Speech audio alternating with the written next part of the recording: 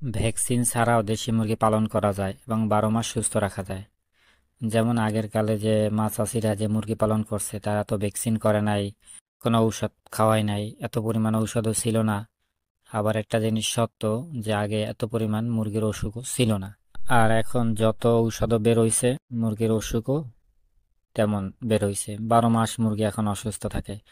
যারা পালন করে তারা বুঝে। আসলে ভ্যাকসিনটা কি? ভ্যাকসিনটা হলো একটা ব্যাকটেরিয়া, ভালো একটা জীবাণু। এটা মুরগির শরীরে যায় এবং মুরগির শরীরে ভালো জীবাণু যেগুলা থাকে সেগুলাকে আরো শক্তিশালী বানায়, আর যেগুলা খারাপ জীবাণু সেগুলাকে মেরে ফেলে। এটা হলো ভ্যাকসিনের মূলত কাজ।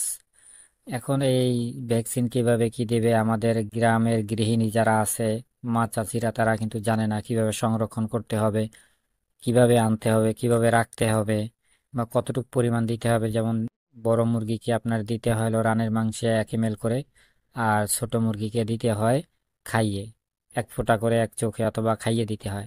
সেগুলা কিন্তু তারা জানে না। বন্ধুরা, আমি কিন্তু একেবারে নতুন, মাত্র শুরু করছি, তো সবাই আমাকে সাপোর্ট দিয়ে পাশে থাকবেন এবং আমার যতটুকু আমি শিক্ষা পেয়েছি ট্রেনিং নিয়ে, অথবা আমি যে ডাক্তারের সাথে পরামর্শ করি তাদের পরামর্শ অনুযায়ী কিন্তু আমি আপনাদের সাথে ভিডিওগুলো শেয়ার করি। তো সেজন্য আমার চ্যানেলটা সাবস্ক্রাইব করে দিয়ে পাশে থাকবেন, যাতে আরো ভালো ভিডিও, ভালো কোয়ালিটির ভিডিও আপনাদেরকে উপহার দিতে পারি। তো মূলত এই জন্য ভ্যাকসিন না, এখন আমি পাই নাই, বা আমি মনে করেন আনতে পারতেছি না, তো আর সেই মুহূর্তে আমি কি করব? তো সেই মুহূর্তে কিছু দেশীয় গাছগাছরা ঘরে মশলাপাতি উপাদান আছে যেগুলো আমি সবসময় ব্যবহার করি, আপনারাও ব্যবহার করেন, মা চাষিরাও ব্যবহার করে, সেগুলো দিয়েও কিন্তু আপনি সুস্থ রাখতে পারবেন। আগের দিনে কিন্তু মা চাষিরা এগুলাই ব্যবহার করছে এবং তারা খুব সুন্দর রেজাল্ট পাইছে। আমি এগুলো সবসময় আমার মুরগিকে খাওয়াই।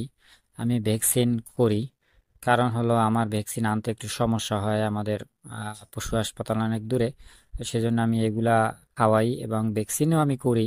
করি না যে তা না, ভ্যাকসিনে আপনার যদি 80% কাজ কাজ করে, আর হলো আপনি এই যে উপাদানগুলা খাওয়াবেন এগুলাতে আপনার কমপক্ষে হলেও 50% কাজ করবে। কারণ ভ্যাকসিন না দিয়ে মুরগি পালা সম্ভব না, সেজন্য ভ্যাকসিন আপনাকে করতেই হবে।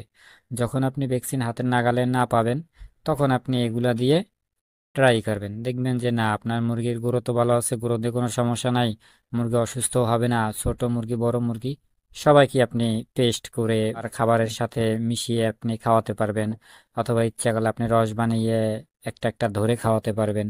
মানে আপনার মোট কথা হলো যেভাবে সুবিধা হয়, আপনি যদি খাবারের সাথে দিয়ে খাওয়াতে পারেন, সেটা আপনার জন্য সুবিধা মনে হলে আপনি সেটা করবেন। তো সেজন্য আপনার প্রথমে যেটা লাগবে সেটা হলো আদা। আদা কিন্তু আমরা সবাই চিনি, চায়ের সাথে খাই, বা গলার মধ্যে খুসখুস করলে, একটু ঠান্ডা লাগলে কিন্তু আমরা আদা খাই। মানুষেরও যেরকম উপকারী আদা, মুরগির জন্য সেরকম উপকারী। তারপরে আপনি নেবেন রসুন। রসুন আপনি পেস্ট করে তারপরে আপনি মুরগিকে পরিমাণ মতন, বেশি লাগবে না, আদা আপনি বেশি দিতে পারবেন, রসুন একটু পরিমাণে কম দিবেন, কারণ রসুন শ্বাসকষ্টের ভালো কাজ করে। তারপরে আপনি তেলেকুচি পাতা, এই যে তেলেকুচি পাতা, বা এক এক জায়গায় এক একটা নাম বলে, আমাদের এখানে তেলেকুচি পাতা বলে। তো এগুলা দেখবেন আমরা অনেক সময় কিন্তু মাছের পাশে দিয়ে খাই, বা কুচি কুচি করে আলু দিয়ে খাই। তো মুরগিরও এরকমের কিন্তু এর রস খুব উপকারী। সর্বশেষ আপনার লাগবে থানতুনি পাতা। সবগুলো একত্রে পেস্ট করে খাইয়ে দিবেন, বেশি কম হলে কোনো সমস্যা নাই, তবে মুরগি অনুযায়ী পরিমাণ মতন খাওয়াবেন। এটা যেহেতু প্রাকৃতিক উপাদান, সেহেতু যদি আপনি যদি চান যে এখনই খাওয়াবেন এবং সাথে সাথে রেজাল্ট পাবেন, সেটা কখনোই পাবেন না। কারণ হলো প্রাকৃতিক জিনিসে কিন্তু একটু সময় লাগে। তো সেজন্য আপনি চাইলে 12 মাসে এগুলা খাওয়াতে পারেন। প্রত্যেক মাসে একবার করে এর একটা ডোজ করিয়ে দিবেন, এতে আপনার উপকার হবে। এটা মুরগির শরীরে আস্তে আস্তে শুট করবে এবং মুরগিও এটা খাওয়ার সাথে অভ্যস্ত হয়ে যাবে।